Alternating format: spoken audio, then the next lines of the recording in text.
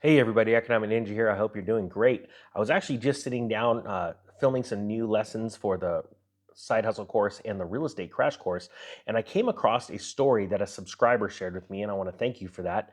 And it is literally in line with what I did on the live stream just earlier today, talking about hoarding of food, rationing of food, and things that you need to prepare for in 2023.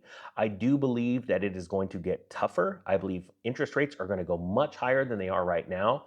I believe that the Fed is working on breaking the backbone of the consumer, and the consumer doesn't seem to want to break.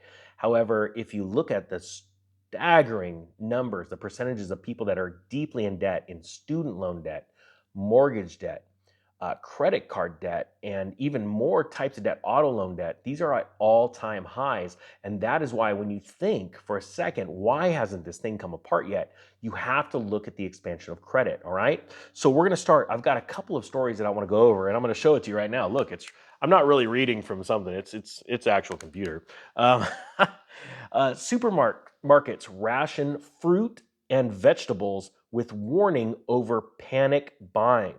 This is literally happening right before our eyes. And even though you may not live in the UK, and if you do, please throw a shout out down in the comment section so I can track where people are watching from. But you need to understand that this is coming to a supermarket near you. And we aren't even in a global pandemic. Think about that. You know, we saw the supply chain breaking multiple different ways, multiple different times a couple years ago. And that was understandable when everybody was told to stay home and everything's gonna be fine. And then we started to see things break. Then we saw it last year break multiple different ways, multiple different times because of when Russia moved into Ukraine. Now, think about this. It says right here supplies from Britain's major winter sources have also been badly affected by weather. All right. Now, we've heard that story over time and time again, but I think it's going to morph into something much worse here pretty soon. It says supermarkets across the country have begun rationing fresh food items in a move that is expected to last weeks. A poor harvest in Europe means acida is now limiting customers to a maximum of 3 items, such as peppers, lettuce, and broccoli. Morrison's will also start a ban of more than 2 items tomorrow, with limited produce including tomatoes, cucumbers, lettuce, and peppers. Listen, if there has ever been a better wake up call to start a container garden in your backyard, whatever the size it is, if you have a little bit of concrete and you could put some potted plants outside with some sun and water them and learn right now how to grow your own tomatoes, how to grow your own vegetables and fruits, possibly, this is the time. Even if it doesn't yield a massive crop, you need to learn these skills right now. This isn't a joke. Um, you can stock up on canned foods, and I highly suggest that. You could stock up on Kraft mac and cheese. You could stock up on all kinds of pre-packaged foods. But the fact of the matter is, the things you can't really stock up on are fresh fruits and vegetables. Now, if you also have ever been interested in canning or freeze drying things, this is the time to start doing that because this is way more than just a supply chain crunch. This is about to be panic buying due to hyperinflation moving throughout the world. Will it hit everywhere? No. Will it affect every government and currency? No. Can I tell you that we are safe from it? No, I cannot.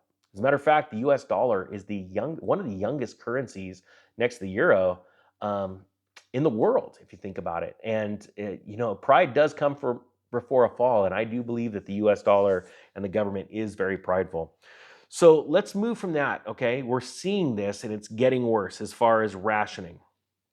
Today, out of CNBC, the Dow closes nearly 700 points lower in a broad sell off. Now, 700 points in and of itself is not that big of a loss. All right, 777 points back in when Lehman Brothers was collapsing in September of 2008. That was big because on a percentage basis, it was large. Today, on a percentage basis, we've seen bigger, right? However, look at the next part of this headline. It says, in a broad sell off, as all indexes cap their worst day of 2023, but it also talks about investors being rattled. Now it says, The benchmark 10-year Treasury yield climbed to 3.9%, while the 2-year rate advanced to 4.7%. Both rates also reached levels not seen since November, as traders grappled with hotter than expected inflation data. Now, the Federal Reserve didn't raise rates today, right? They raised 25 basis points, a week or two ago. They're expected to raise rates higher, and the bond market is pricing this in. Now, all over the headlines, we've seen things like refinances are starting to surge again, and home prices home builder confidence is coming up again because they're quoting facts that mortgage rates have dipped pretty significantly since October, November. Well, here's the thing. These are very small, little, minute details that people don't really know or understand. I did a video about this. Were highlighted in the exact same phrases, exact same headlines in 2006, 2007. The facts are we were collapsing then and we are collapsing now. The facts are the collapse now is much bigger and worse than what we saw in the Great Recession. We simply, truly can point to the fact that inflation is worse than it was back then, which is going to lead to worse numbers. Sorry, let me jump in here.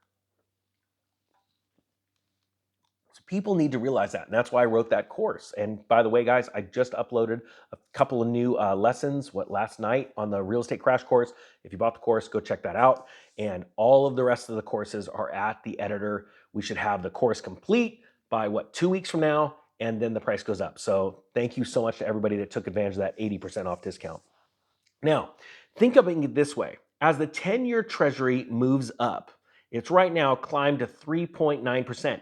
The 10-year Treasury is a really solid indicator of the direction of the mortgage industry, all right?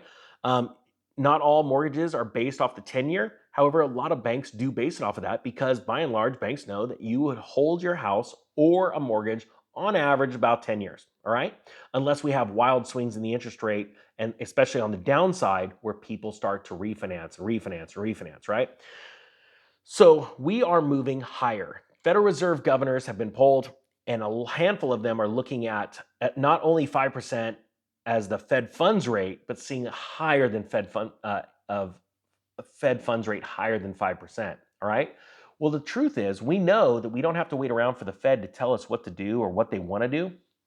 We already know that inflation is raging well past 5%. It's actually raging past what a current mortgage is, in the sixes. So the truth is, the Federal Reserve would have to raise interest rates to right below, at, or maybe even above where the real rate of inflation is in order to quell it. Quell? I always screw up that word. Sorry, I digress. Point being is that's why that when Paul Volcker spiked interest rates, which caused a mortgage to top out around 18.5%, give or take a few percentage points, for a 30-year fixed, he had to do that to stop people from spending their money, which in turn drastically caused inflation to turn downward. All right? These are easy cycles to see. Now, there's a couple rabbits out of a hat that the government can pull out, like extending the 30-year fixed rate on a mortgage to 40 years or 50 years, right? That would just put the noose around the consumer's neck even tighter for a longer period of time, causing them to pay much more for the house if they kept that loan for that long, right? I don't know if that's going to happen, but that is an example of a rabbit that they can pull out of the hat. Also, there is stimulus that can happen if the Federal Reserve agrees to keep that stimulus that they pump out there or buying of assets on the open market to uplift or prop up capital markets. As long as the Federal Reserve agrees not to spend that or take those assets that they purchase on the open market and resell them, thus causing the velocity to pick up in transactions, then we could see very little inflation. As a matter of fact, that's really the cause or the reason why quantitative easing back in the early 2009 to 2011 era didn't cause the hyperinflation that so many people expected. And I'm gonna be honest with you, I expected it as well, but we didn't realize that they were going to hold on to those assets and then slowly try and trickle them back into the market. And we've seen a couple of times where the Federal Reserve has tried to sell assets. What is it? not Operation Twist, but the unwinding, right, of their balance sheet, and it spelled disaster. Why? Because the market can't accept that much bad crap being dumped on them, quite frankly. Sadly, a lot of it's finding its way into pension funds, and people are going to find out, soon enough. Now, another thing I want to point out that as the sell-off happened, you see oil selling off, but nominally. Really, the bonds, like we talked about, were up pretty handsomely, but gold. Now think about this: gold pretty much stayed flat. It was down $6. Silver up a little bit, so it's doing really nice. The DXY is the key. The value of the DXY or the Dixie is the key because that's the indicator of the strength of the dollar versus other currencies, right? And where we're sitting right now is a very pivotal point because at 104, it's starting to lift just a little bit in value. If you look back on a month or a couple month chart, since December, the DXY was sitting around 107 points. It trended down to around 101, right? And that was just at the beginning of this month. Now, because of the last interest point, the rate hike of 25 basis points, and now the understanding, in my humble, unprofessional opinion, that the Fed's gonna have to start raising more aggressively than 25 basis points, bringing them up 50 basis points or even higher to stop what's going on with this inflation craze, right? The jobs that are being made and all of that kind of stuff. You're seeing the dollar start to trend up a little bit, bringing value. But gold and silver are still really doing nicely in this current environment. So we're going to see what happens to that dollar. Look, here's the point. In 2023, I believe, and this is just me, all right, my non-professional opinion. I'm an investor. I'm not a professional. I didn't go to school for this stuff. I don't have a fancy name badge. I believe you're going to see worse inflation.